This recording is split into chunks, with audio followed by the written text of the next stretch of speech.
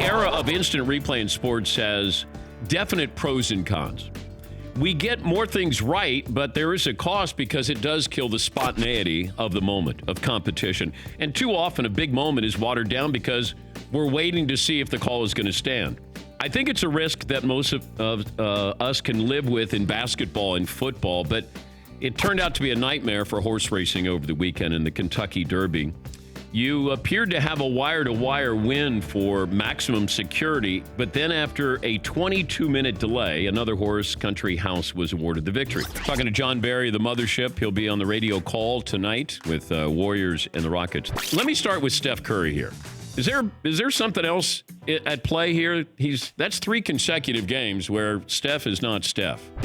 The looks are pretty good. I got to think something's going on with the left finger. He seems to look at it all the time, shaking it. He missed 4 layups the other night. Forget the dunk. That happens. But a lot of looks that I think are pretty good that just aren't going in. But at some point, don't you have to credit the Houston Rockets?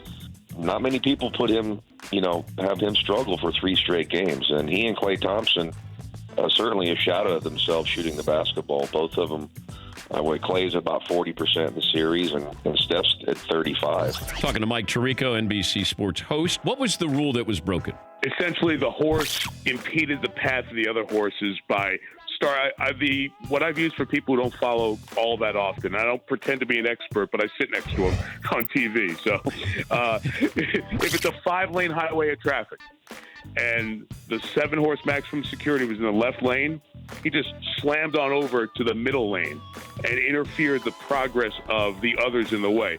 And sometimes that happens and there's a crash. Luckily, there was contact, but no crash, and that's where the problem is. He's Jamal Murray, the Denver Nuggets guard. Who's the greatest Canadian basketball player of all time? Oh, you're just baiting me to say me now. Oh, you were going to say you. Okay. I like the confidence. Of course. You're the best Canadian basketball player of all time? If you're asking me, I would say me, yes. Okay. Fritzy, would you bring in Steve Nash? He would like to talk to Jamal Murray. Here he comes. Yeah. Come on, Steve.